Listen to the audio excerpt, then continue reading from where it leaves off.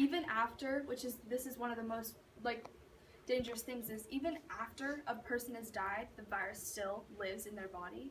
So, even when, people in Africa, they have, culture, they have burial, traditions, so they're gonna, bury, the body, and they're not gonna understand that the virus is still inside of that body and they're gonna get infected.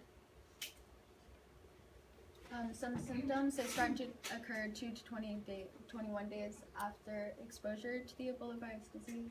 And some symptoms we see are fever, severe headaches, muscle pain, weakness, fatigue, diarrhea, vomiting, abdominal pain, and unexplained hemorrhage or bleeding or bruising. So basically how it spreads is the virus is, gets into the cell, and it usually goes through the respiratory tract, the eyes, bodily cavities. So that's why most cases have problems, with vomiting and, eyes. They have, some people, are bleeding out of their eyes. It's really gnarly.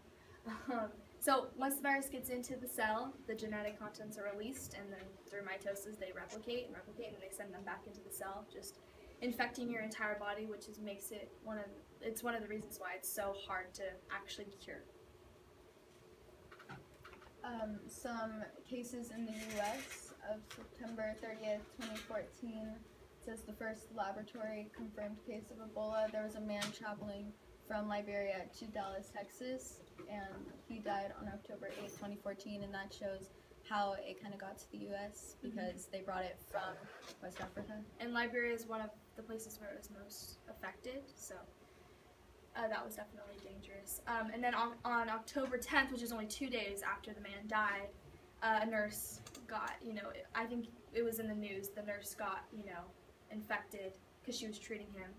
And she was quarantined, but she actually recovered, so that was good. And November 15th, 2014, Dr. Martin Salia died from the virus after treating patients again in West Africa. Yeah, so he came back came back and died.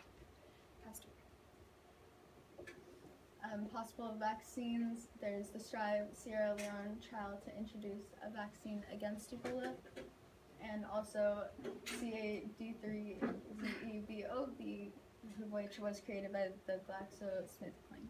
Yeah, there's some candidates. They're not exactly proven, but they are testing in, because at this point they want to make sure that Ebola does not make its way into a global outbreak in the United States. It is very dangerous because, again, some West African countries, like the LDCs, they do have very strong rituals and beliefs, and when they bury their loved ones, they can get exposed to the disease. There's definitely a lack of education, information, understanding in West African or just African countries, because they are LDCs, so they're gonna need to be taught by MDCs that they need to take procedures to protect themselves from the virus, or else it's just gonna keep spreading if they don't understand the consequences and how it spreads. Some more global epidemics are the avian influences, which are transmitted from birds to humans, and some of those birds are poultry. Cholera, which was an intestinal infection. It was also, popular, common in Africa, and it was caused by contaminated water. Thank you. Any questions?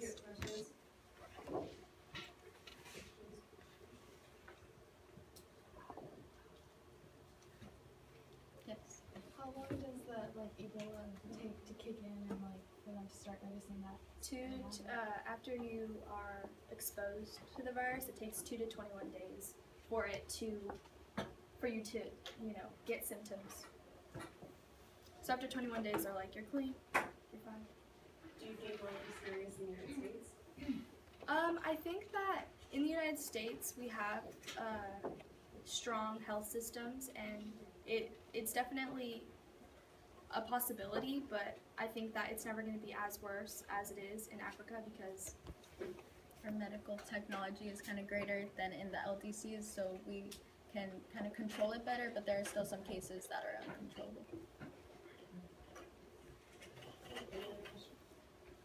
Very good, girls. That was very good.